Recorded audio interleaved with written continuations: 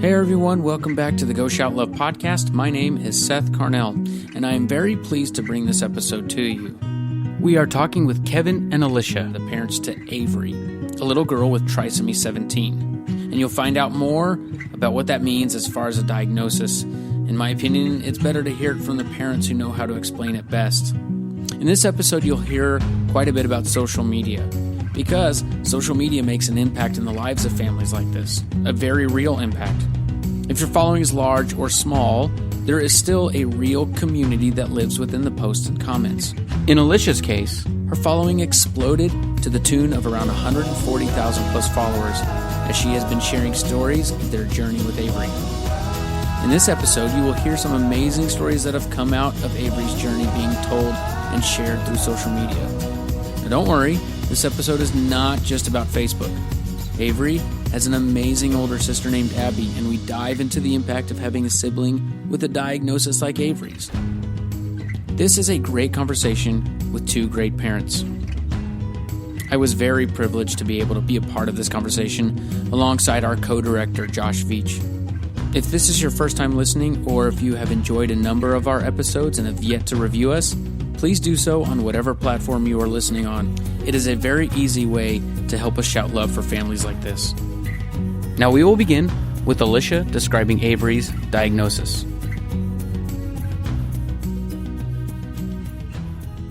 Avery has spent, I would say, almost half of her life at Children's Hospital, Pittsburgh. She has had many illnesses, some related to trisomy 17, but of course, once you have a diagnosis, you have 20 diagnoses off of that. So mostly in the hospital for viruses, illnesses, infections, because she had a central line.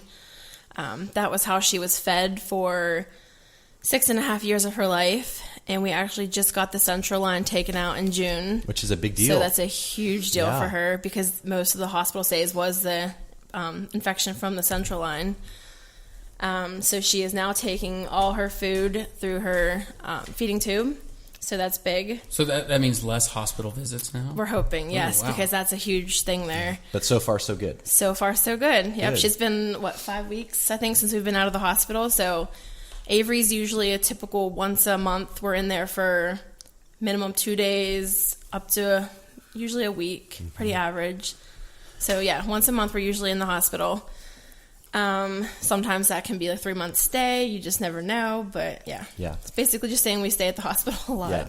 So if someone isn't familiar with trisomy 17, can you give them a 30-second, this is what's going on in the body that gives that diagnosis? So her 17th chromosome duplicated and attached itself to chromosome 15 for her. Her actual diagnosis is trisomy 17p 13.3 through 11.1. That's a pretty large duplication, so that can mean several things, of course. But yeah, that's Avery for you. How rare is that? Well, Avery is the only one that we know worldwide that has that exact duplication. We have come across a little girl in California that was born 1.5 years ago, I believe. Her name's Joplin, and she has 13.3 through 11.2. So we're 0.1 away. Wow. But their similarities are insane. Yeah, it's pretty cool. Even the hitchhiker toe, we call it, the toes stick up. This little girl has the same thing. Oh. So it's kind of fun to see this little girl grow up. I imagine that kind of stumps some doctors then? Oh yeah, they have their guesses and stuff, but yeah, definitely with her being that rare, definitely stumps. Her issues definitely stump them. Sure. And from a treatment standpoint, there's no cure for it because it's genetic. Exactly, yeah. So is it really just treating any symptoms that come along with those other things that pop up? That's exactly it. Yep. Perfectly said. Yep. So you have one of the things we want to touch on in your conversation, because of the uniqueness of your story. One of the things that's unique about it is your following and how you've leveraged social media to tell every story, but also connect with other people that are on similar journeys. Mm-hmm. You have a large following on Facebook. Give us the background on how that happened and how that got started. Okay. I believe Avery was 4 months old whenever we started Avery Sue's journey on Facebook. We started it just to inform friends, family, because, everyone's messaging you on your phone, Right. and who has the time to really message Right. It's everybody? hard to keep up with each Yes. individual, sure. Yeah, so we just made a post and would keep people updated on how she was doing, because she was actually in the hospital during that time that we started it. And of course, people shared the page and, get people from their churches praying and their friends and family praying. Well, it just stormed from there. And I never thought in a million years that, we'd have a large following like we do. So it's pretty amazing. Yeah. So do you manage that, or Kevin, do you help She does it all. Okay. She actually, somebody in California, was it? You actually talked somebody out of something? Yeah. Whenever Avery was probably 3 years old, I had someone from her page message me, and they said that they knew someone that was pregnant with a little girl with trisomy 17, and she was actually on her way to the abortion clinic. Because, of course, she was told grim news, like doctors warn you what's going to happen, what could happen. So by the time I got a hold of this girl, she was actually at the abortion clinic, and I told her how amazing Avery is, and I said, your daughter will be the same way, just give her a fighting chance. And she left the abortion clinic at that time and thanked me, and her daughter's doing great right now. So that's Crazy. 4 years ago. Yeah, her daughter, the only thing, obviously she has trisomy 17, but the issue that she had was a heart defect. But, this little girl's going to school now. She's amazing. She thanks you all the time on Facebook. She thanked me a couple times, just saying thank you for talking to me, because otherwise little girl won't be here. Yeah. You mentioned what the doctors say could happen. What did the doctors tell you could happen when you were pregnant with Avery? Well, whenever we found out that she had trisomy 17, and, you have to go to the doctor, and they tell you, the genetist and who else? The counselors and all of them. And, of course, they give you all the things that could happen, which is their job. Sure. Totally get it. They have to tell you all the things that could happen, but they, try to talk you out of, going on with the pregnancy, because they tell you all the bad things, and, it's best to let her go now because, she's not going to have much of a life. And that was the official position of the doctors to you. Yeah, the genetic counselor. That Imagine was your their heart just drops when you hear that. Yeah, exactly. You definitely lose your stomach for that one. But we had already talked about it, and after diagnosis, we both knew that we were going to give her a chance no matter what. We didn't care if she lived a minute, a day, and here she is 7 years later kicking butt. So Yeah. And helping others kick butt. Yes, right? yes. Her story is helping yes. the child you just mentioned that's celebrated 4 years now that otherwise wouldn't maybe have that opportunity. Yep. That's incredible. Yeah. I'm curious, with that many followers, Kevin, do you have to ever tell her to get off her phone? No. I'm actually really bad at updating it, if you look at it. I used to be so good at uploading pictures and updates, but I've kind of slowed down a little bit there. So, but what is it, how does it make you feel supported? What has changed knowing that so many people are interested in your story and Avery's story? It has to have an impact. Oh, yeah, it definitely touches your heart, because, I never thought that many people would care, and whenever she's really sick, we've almost lost her a few times, but whenever she's that sick and you put her picture, which some people are against that, but we put her picture on there because we're very realistic people, and we show how sick she is, and we ask for prayers, and, people from all over the world are praying for her, and their churches are praying for her. It's just, it's amazing that impact, just travels throughout the world like that. It's just insane. When you say people are against that, do you mean like family or? There's just some people that say things like you shouldn't put her picture like that on Facebook, which some people, I get it, but you mean specifically when she's like in a she's intubated in the PICU, obviously very, very sick, very out of it. But that's our world, and we want people to understand that this is what our life is. We don't want sympathy or anything. We just, this is what our condition is. Yeah, we're just being real. We just want people to understand that this is what she's going through, and we really desperately need the prayers at that moment. And how do you find the balance of what to post publicly or keep private? And have you ever posted something and almost regretted it? No, we never regretted it. We did have one time where Avery was very sick, and we did post a picture, and we actually had some lady say, "That's disgusting, you need to euthanize her." Oh my god. And you're not real. Oh, I'm serious. I didn't know that humans could be that awful. But once again, it's Facebook, so you never know what you're going to get. But you have to have the good with the bad, right? But that's the word they used? They literally said that. And I was like, okay. And so I told the lady something, I forget what now, and I blocked her from the page. Yeah. Well, it happened 3 years later, I think. This random person messaged me, and she was like, I just want to apologize for what I said to you. And I'm like, I didn't remember her name. So I said, can you please explain to me who you are again? And she was like, I told you to euthanize your daughter. And she's like, I was in a very bad place at that moment in time. And she's like, I just want to apologize. Wow. So then I was like even more shocked. Because I was like, well, thank you for saying something. Pretty crazy, though. That's unreal. Yeah. In both cases, that she would say that and come back and apologize. Yeah, so maybe Avery changed her mind later on and maybe ended up being a good thing, you know? Yeah. Kevin, it's very clear when you look at your daughters that you have a lot of... You're a proud dad. You've got these beautiful daughters, and to see them interacting like they are right now together is a really special thing. How does it make you feel as a dad knowing that you're not alone with this?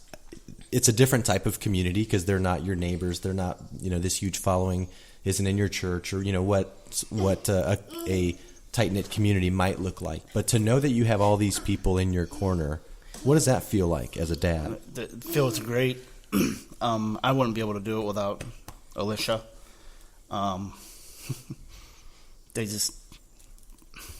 They're my everything. In a very good way, you seem very impacted by how close you are as a family. And this isn't a question. It's a blessing to see. You're a dad that seems very engaged. We've come across times where that hasn't been the case, and this has had an emotional and deep impact on you. And it's great to see how close your family is. He's an awesome dad. I try. Yeah. Well, you're doing it. I try. Alisha, you've connected with some other moms at a really deep level, so much so that you all have matching tattoos. And one of those moms is the mom of Zane, who's a former GSL kiddo that was featured. Yes. Did you connect with all of those moms on social media first, or did you know them before that? Actually, we did all connect on Facebook. Because the whole HIPAA law thing, we couldn't connect with people at the hospital, But yeah, through social media, starting Avery's page, that was another thing, is connecting to other moms. And then it's fabulous that we're all somewhat local people, and we go to the same hospital, and our kids can meet up, we can get pictures of them together because they're all superheroes. And just becoming friends with these women that are absolutely amazing and fighting the same fight that we are.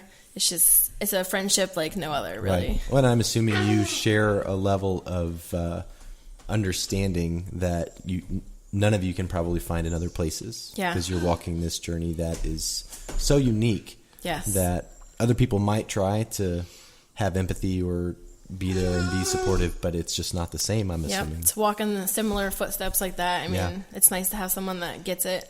Yeah.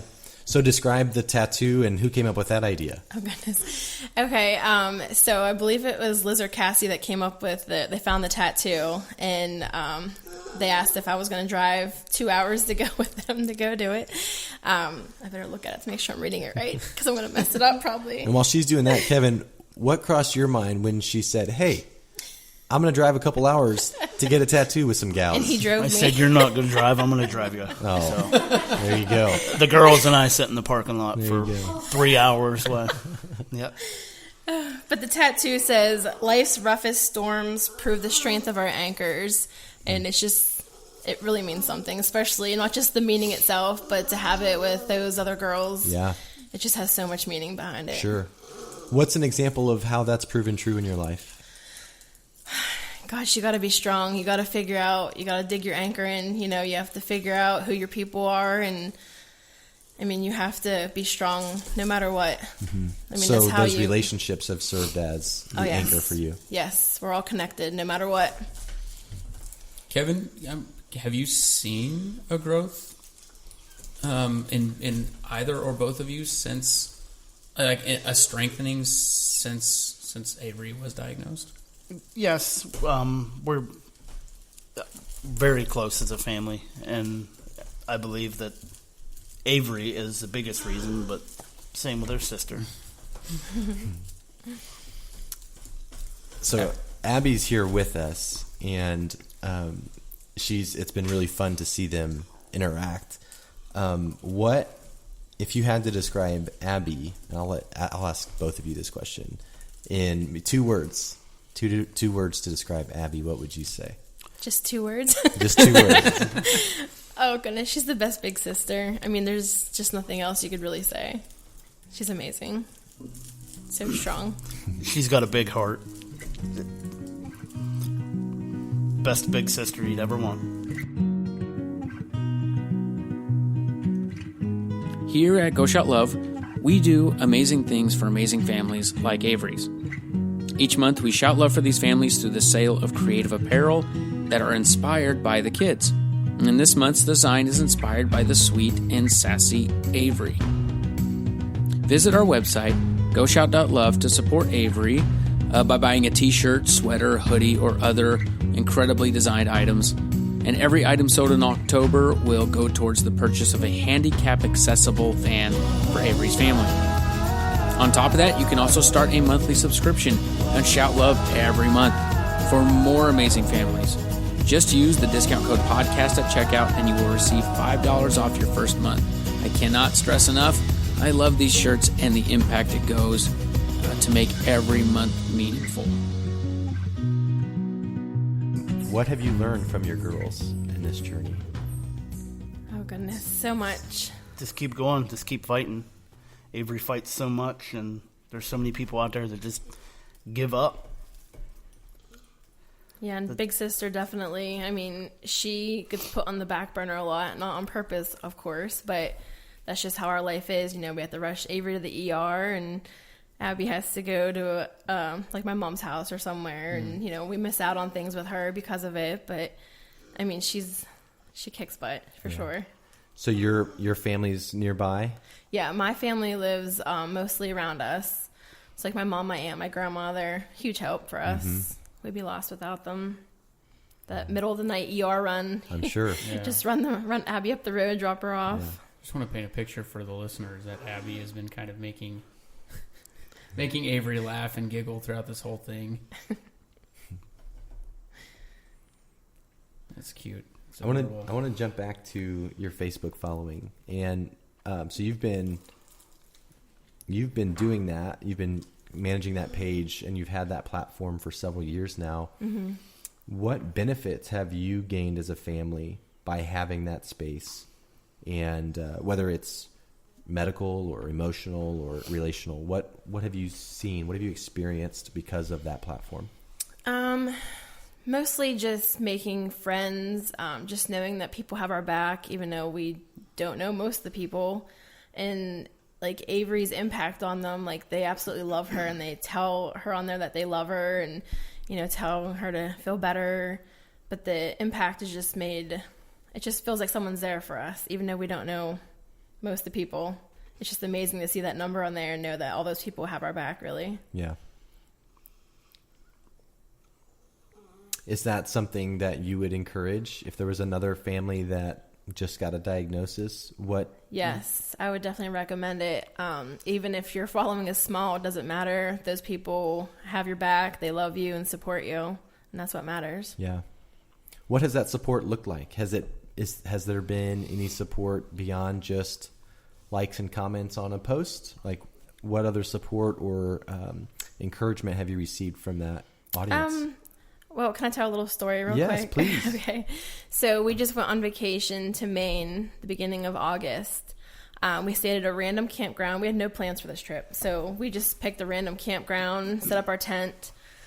Kevin had met a guy that was walking along with his dogs. And I said, my oldest daughter loves dogs. Do you mind if she comes down and pets the dogs? And he said he didn't. So when she was coming down, he asked how many kids I had, and I started talking about Avery. And they wanted to meet her, and I'll let you continue. So he told them about Avery, and the guy said, I'll look her up on Facebook, and I'll have my wife look her up. Well, here, whenever he had his wife look her up, she's been following her since October of 2013. Oh my! So it's just such a coincidence. Plus, they're from Arizona, yeah. So and they're Maine for their vacation home up there. But it's just like, what are the chances for that? And they were just so touched that they got to meet us, and they came over and got their picture taken with Avery, and they were just in tears. They kept giving us blessings and praying with us and everything.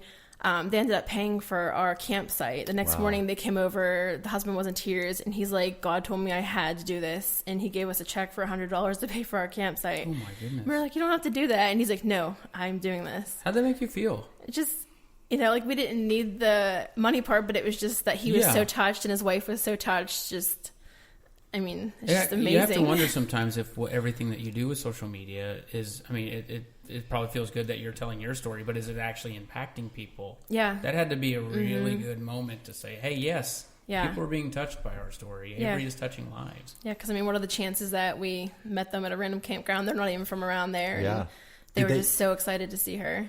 Did they mention how they came across Avery's page originally? Like how they got connected? I don't think she did, no. But it was just, what are the chances that she's followed her since 2013? And there we are. It was awesome. A great friendship was definitely formed there. Those kind of stories where it just kind of seems too random and it's too unique to be true type of situation they're really encouraging. We recently had a situation where two people were walking on a beach in Hawaii. They were crossing paths, and one was wearing a Go Shout Love shirt, and the other gal said, "Hey, I love your shirt. That shirt actually helped my nephew." So it was one of the kids from California that was being featured a few months before that. And so it was when that story made it back to us, it's, you get that feeling. Gives you chills. Yeah, it's like, man, this is cool stuff that's happening. Paths are meant to cross. I truly believe that. That's cool. The world really wants to be connected. They really want to invest in other people and feel blessed when people are invested into them. Mm-hmm. It's amazing. It's an amazing feeling. Yes. Like other people on her page that they're fighting their own battle, because everyone has their own battles in life, no matter what it is. And like someone fighting cancer, they're like, Avery's getting me through this because we see her smiling as she's dealing with her stuff. There's no reason why I can't smile while I deal with my stuff. Yeah. So that's encouraging. And I'd love as I'm sure you both have different takes on this because everybody kind of has their own things, but what tips would you give to someone who is trying to figure that journey out? Like how I stay grounded, how I stick with this and try to show up every day to be the dad that I want, that I need to be, and the mom I need to be, while also juggling really hard things. Yeah. Well, Kevin always tells me whenever I'm stressing out, he's like, it is what it is. You can't change anything. So you just have to basically put your big girl panties on and deal with it. And you get away with that? Yeah, I say just bring it on. We'll deal with it when it gets here. Yeah. No, I mean like specifically telling your wife to put her big girl panties on. Like I don't think that would fly. I see that it's part. Worked He so says far. it is His philosophy would be, it is what it is. If I get in trouble for it, just go with it. Okay. But yeah, he keeps me grounded by telling me things like that, so I'm not, running around like a chicken with his head cut off, basically. But you gotta stay strong. And honestly, the best thing that I found besides like finding people for love and support is you have to have humor. No matter what, you have to find the humor in things. Even if it's the dumbest thing, you have to laugh at it because you really can't change anything. So whether it's putting on Jimmy Fallon at night and finding some comedy there, or, just listening to someone, little Miss Abby here, telling funny jokes that she learned at school that day. Or yelling at me for no reason. Oh, is that funny? You have to find the humor in everything, no matter how hard life is and how hard it gets. Yeah. Kevin, what about you? How do you stay grounded? How do you stay the course? It's just deal with it. Whatever comes, like I said, tell her you can't change it, so you might just face it, deal with it, and move on. Yeah. Have you found any outlets for stress or worry or some of those things that help you get to that point where you work? Yeah, I work a lot, so she doesn't have to. I work a lot, so she can stay home and take care of the kids. So I've missed out on a lot, but that's how I deal with it. I go to work and hang out with my guys at work and keep your mind just off it. Keep my mind off it. Yeah. And what kind of work are you in? I'm a rail car loader, so I do a lot of walking and use tools and stuff. So. Gotcha. For the uniqueness of your following on social media, you have a very good insight on how to leverage social media for your family. So for a parent who might be new to having a child on a rare medical journey, what advice would you give them about using social media, and how to leverage for the sake of your child? That kind For a Facebook page? Yeah. I don't know. I would just say it's just so much easier to have a page because we all have too many people that are reaching out to us. And whenever we have our child that is sick and we're so occupied, it's just so much easier just to make one post out to our family and friends if you have a page than texting or calling everybody back. I just say it's easier that way. Did you have anybody giving you advice when you started doing it? Like you suddenly get all these followers and like, whoa, wow, okay, well, I'm just going to dive right into that. No, I feel like in the very beginning, like as soon as we found out her diagnosis when I was pregnant, I automatically looked on Facebook to see if there was any Trisomy 17 pages at all, and there wasn't. So we were very lost going into everything. But it was kind of crazy because after Avery was born, maybe a week or two later, I looked on Facebook again, just why not, right? Yeah. And a page popped up, and there was someone that started it, and it was just, I think there's maybe 20-some people around the world that are in this Facebook group. Now they have trisomy 17, but like I said, the diagnosis can mean so many things too. I mean, there's families that have had this go through their family and never had any idea. The boys had autism-like symptoms, but the girls had nothing. But when they go and get their blood checked, they happen to have it in their family. So, Wow. I mean, it can range mild to severe. You really don't know. So, I mean, the support group's nice to know these people have it, but when it comes to support on issues, like, it's a lot different. Mm-hmm. But, I mean, it still helps to have people that have been there and get the diagnosis.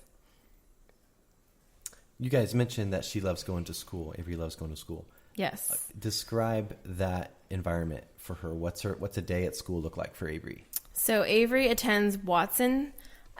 She leaves our home around 7 a.m. and gets home around 4 p.m. And she able to take the bus? Yeah, she takes a bus. Our one nurse actually goes with her, so she's with her all day, and I can annoy her all day and send her texts and say, what's she doing now? Send me a picture. I miss her. And she has fabulous teachers that she has now and has had. Miss Maddie and Miss Megan have been absolutely amazing people. I mean, they're like family to us now, too. Yeah. And they definitely take good care of her. And I know she's in good hands when she's down there. And all the therapists are amazing. She gets all therapy down there. But she gets to do things that we never thought she'd ever do. Like they play baseball and, do things that she got to go horseback riding on a field trip. Just stuff that we never thought that we'd ever have a chance to do. Through school? Yeah, through school. Yeah, so it's definitely good that she has all that there and she has her friends and it's just amazing that she gets to do these things. Yes, have you noticed a change in Avery because of her being able to do things like that? Oh, yeah. I mean, she definitely got stronger. They have her in her stander all the time there and they put switches out so she can have choices, doing stuff like that. Yeah. But yeah, it's definitely made a difference. I think she absolutely loves it. Yeah. She seems to. Is she able to spend time, is she in a general education classroom or what does that look like? No, it's completely special needs. So they just do different things like the switches and just different things. What else would They put her on a treadmill. Yeah, they had her on a treadmill before, putting her in that jumperoo thing, the babies get into, Jenny jump up, whatever it's called, and they get to walk on a treadmill, just sensory stuff. Yeah, just different things that we never thought she'd have a chance to get to try out. That's to be encouraging. Yes, she's experiencing childhood. Yes, exactly, and that's what people think that we should keep her home because she does get sick a lot, which. All kids that go to school, they pick up all those nasty viruses, and Avery definitely does, and it's a lot worse on her. And people think we should keep her home and avoid that, but although it stinks that she's in the hospital a lot, she deserves a chance to be as so much normal to gain as by possible. Letting her be active. Yes, yeah. So we can't let her just sit home, and I can't be selfish mom-wise and keep her home and cuddle with her all day. Right. It's good for her to go out in the world and experience what, you know, her big sister gets to experience at school and make friends and have those friendships and do fun things. Sure. She deserves it. What advice would you give to a family member who maybe has never had to experience the sensitivity that comes with having a child on a rare medical journey and the importance of making sure that your kids are healthy when you send them to school? What advice would you give to a parent who's on the fence? Well, a lot of people do send their kids to school if they have a sniffle or anything. It's rough because kids like Avery who get even just the common cold, she ends up in ICU on a ventilator at times, and we've almost lost her to the common cold. So it'd be nice, you know, people, if your kid is sick, like, you really gotta weigh the options. Like, you might have to miss work, and that really stinks. But you could also get someone very sick enough that you could, you know, they could die because of it. So you have to, like, watch when you send your kid to school. It's almost like encouraging them to think outside of the mild inconvenience of your day. Yes, that's perfectly to said. To the maximum outcome that could be detrimental in the worst way. Yes. To a kid that has a compromised immune system. Yeah, because Avery definitely gets everything 10 times as bad as you or I would. Yeah.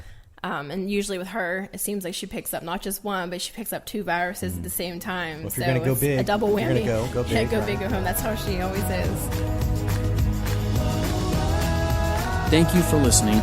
Please keep tuning in to more incredible stories from families who really do deserve to share their lives and their journeys. When you are done, go start your subscription. Use the discount code podcast. After that, go rate and review this podcast, and then go shout love. Thanks.